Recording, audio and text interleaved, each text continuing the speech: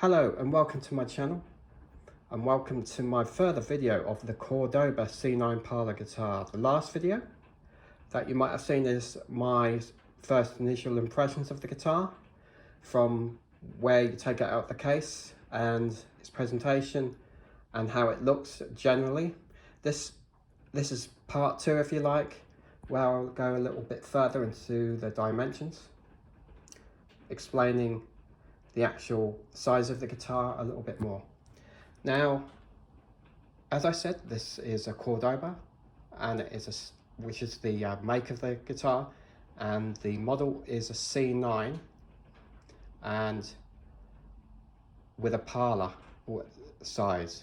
It's a C9 parlor, and the parlor means that it's slightly smaller in scale to an average, if you like, inverted commas, average size guitar, which is classified as a 4/4. This is a 7/8 size, so it's an eighth of a scale difference, smaller.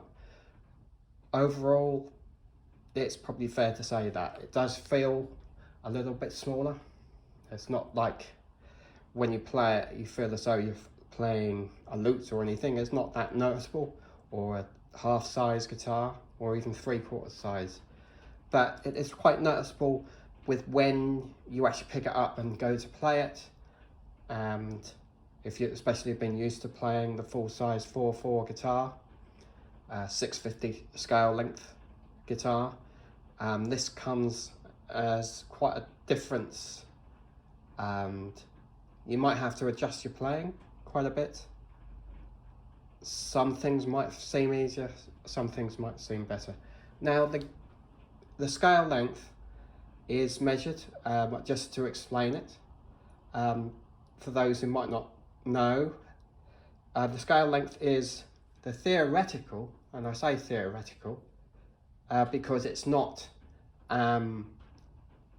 you can't actually measure. There is no sort of point of reference where you can measure it from the nut to the bridge. Is theoretical because of the angle of the difference in intonation of each string, and there's no specific string where an exact measurement can be taken, as far as I know.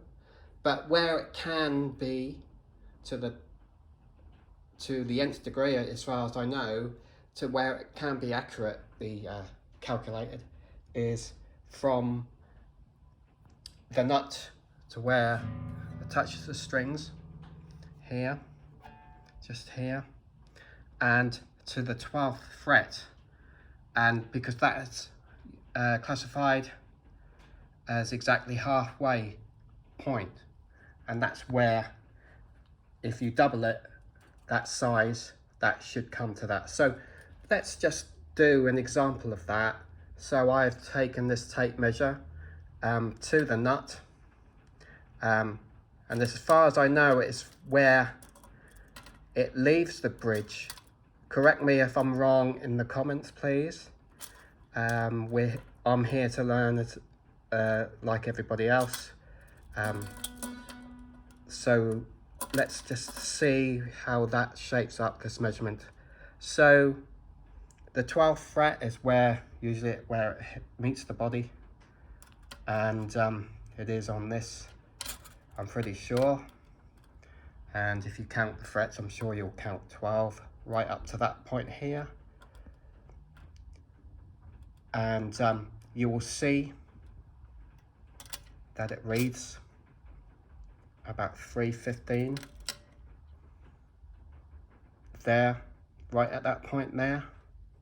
If you can see that at the 12th fret, 315.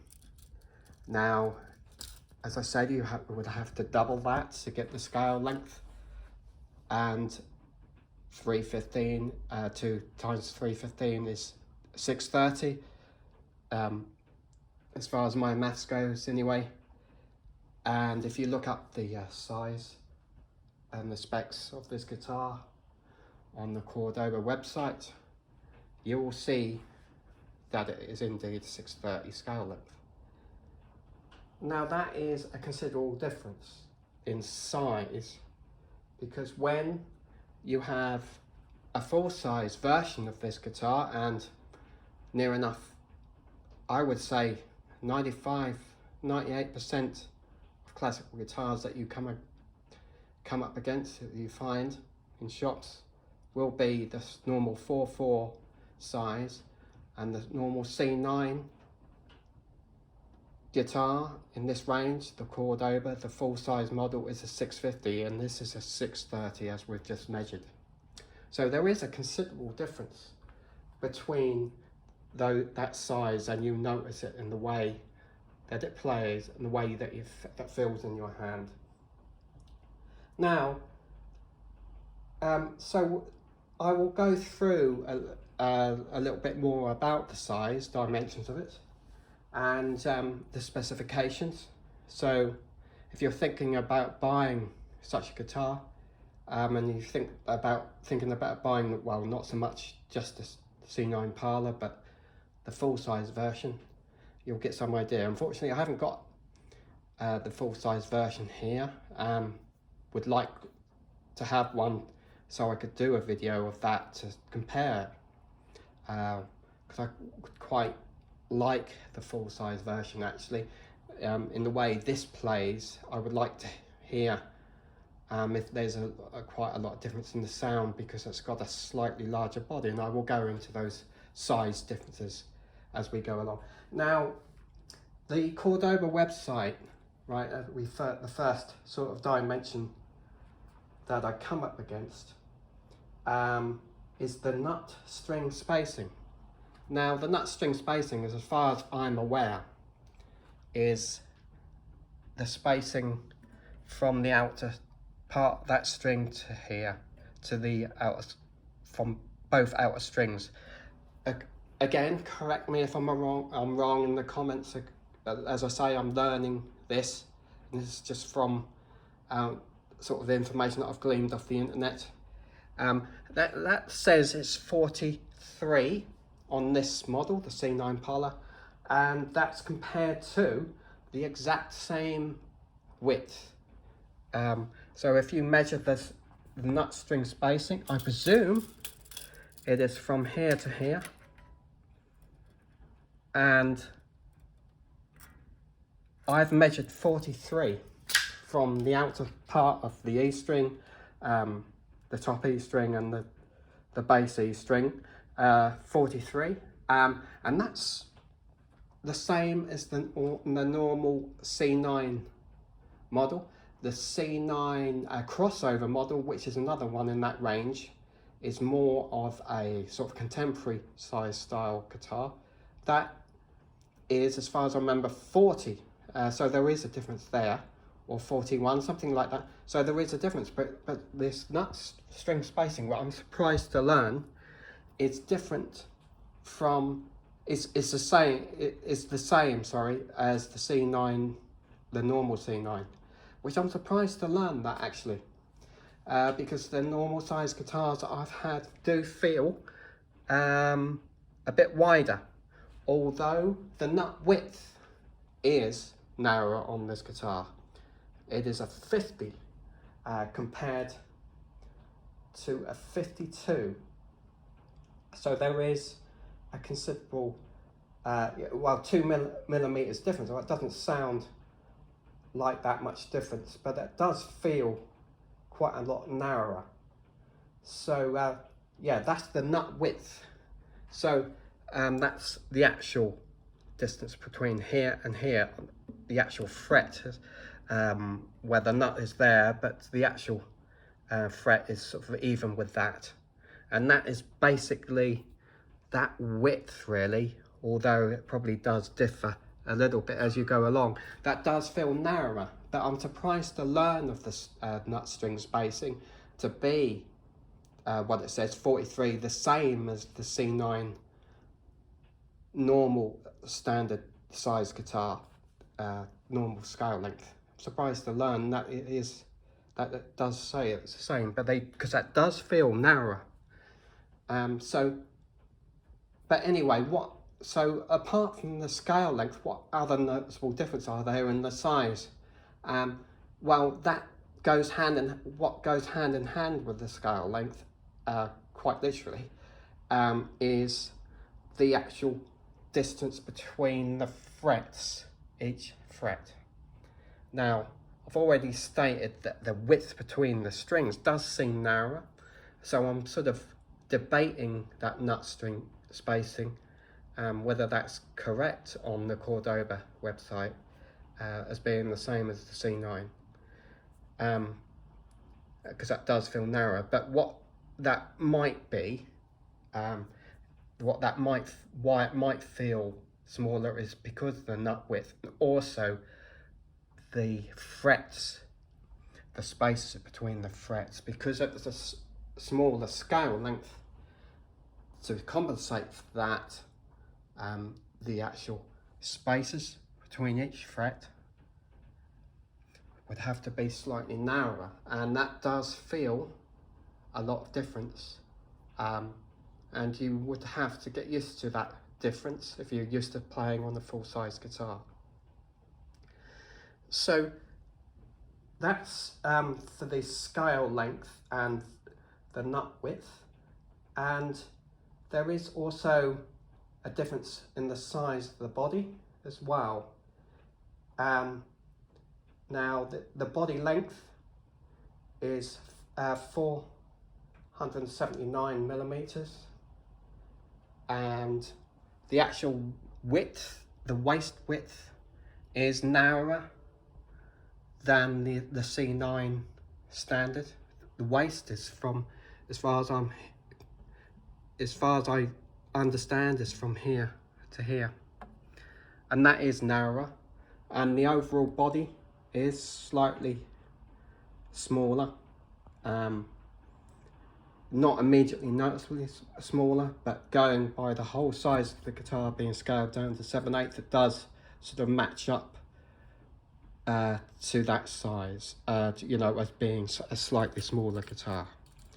Now, although I haven't got the comparative model here to compare it to side by side, I have got a full-size classical guitar, and also I've got a flamenco guitar, which I will at this time compare it to, which is a full-size guitar, and I will put that alongside there, so you can see, although the flamenco guitar is close to the camera, I think you'll be able to appreciate from there the difference in the size of the body. This is a full size, although it's a flamenco guitar. This is a Cashmara flamenco guitar, full size, and it's sort of around about in the same, if you like, price range, even though it's quite a different guitar in terms of woods. And if you're sure you know, flamenco guitars have a different sort of setup, and because they have low action and they have slightly thinner bodies and different woods. I'm sure you can appreciate from that the difference in the size of the body, and also the difference in the scale length would become apparent here. You can see I've almost got that exactly in line with the bottom of the guitar here to the top nut. You can see the noticeable difference in the scale length there. That comes up as being quite a lot longer, and of course the frets are spread out further, and so you will get an overall, those are just a normal, inverted commas, 4/4 size flamenco guitar or stroke classical guitar. I mean, you can play classical on this, no problem. It just sounds a little bit brighter, but it's as though it's a classical guitar. This is just done for a demonstration and to compare the difference in size. And so that is my overview of the size differences. I hope that gives you some idea. As I say, I wish I had a guitar to the actual standard C9 guitar to compare that to side by side, but I'm sure you'll be able to appreciate. I put these guitars on my bed so they can, they won't get any damage when I'm sort of moving them around. Seems to be the best thing to do if you're doing a video like this, unless I've got a special bench, which I haven't. I'm no Luther, as I say, but I'm interested in guitars. You can see the size difference. I'm pretty sure you can see, particularly with the body, slightly wider, the waist is slightly wider, and the actual length, the scale length is longer. Where it meets the sound hole is slightly longer. And so that is the difference. And I'm sure if you would test one of these, you would feel how much smaller it does feel. But it is a nice size and quite easy to play. And we will go into the actual sound testing on another video. Thank you for watching. Please like and subscribe. Make any comments you like, as long as they're respectful. I must admit, I'm not used to making videos like these. I'm learning to become, to be more accurate and more, be able to explain things better. I hope you'll find this useful in searching for a guitar like this or similar guitars. As I said, I've explained the dimensions to you. So please like and subscribe and add any comments. Thank you for watching.